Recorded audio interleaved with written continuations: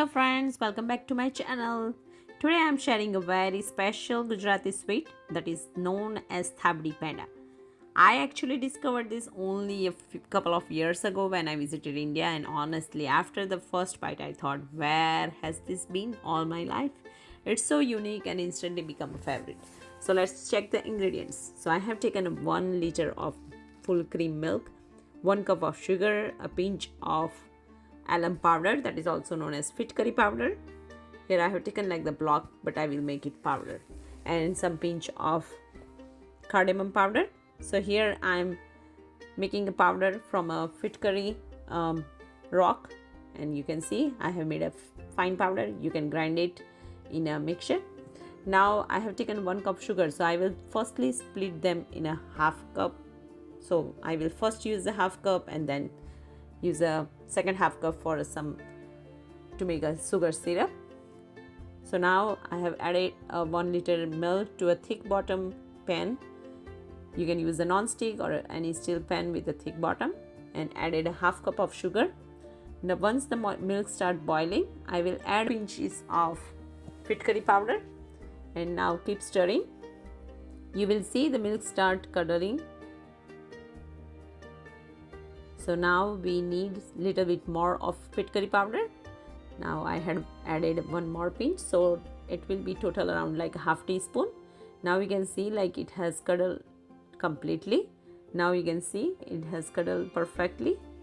Now we will keep that on a back burner and let's make a sugar syrup. So for that, just keep it on a low flame, and once you see like the bottom sugar has started melting, just keep stirring until you see all the sugar gets melted. Now we can see it has perfect sugar syrup ready. We need this brown color because this panda will bring the brown color from this sugar syrup only. So we don't need like any one tar or a 1 string or 2 string of sugar syrup. It's just a melted sugar.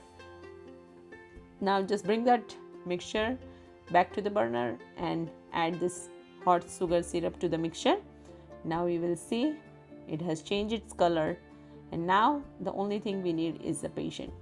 Just be patient and just keep stirring. You can do other side work as well. Just keep it on a back burner on a low flame and just stir occasionally.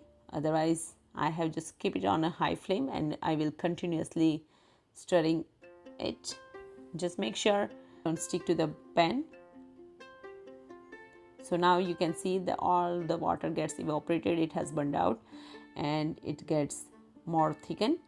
So now we just want to make sure we don't see any water part. It has to be evaporated. So just keep stirring. So it will take around 10 to 15 minutes. So now you can see like it has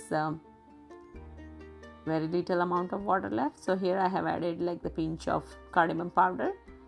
It's optional, but like our Indian mithai never completes without the elaichi powder. That's the cardamom powder. So now you can see it has started forming like a dough, and it start leaving the sides. So it's almost ready.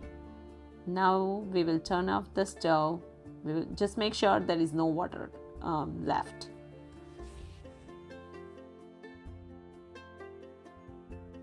Now I will spread it out on a plate and let it cool down first.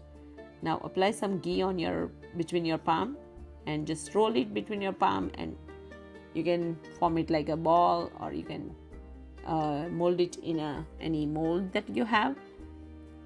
Then just shape it like a panda.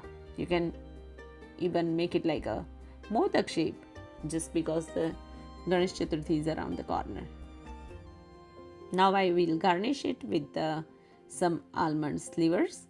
You can use pistachio, cashew, or any garnishing. That's it. Delicious soft Thabdi Penda ready to enjoy. Perfect for festivals like Ganesh Chaturthi, Raksha Bandhan, or Diwali. Trust me, once you make this, your family will love you even more. So thank you for watching, and I will see you in next video with another sweet recipe. Thank you.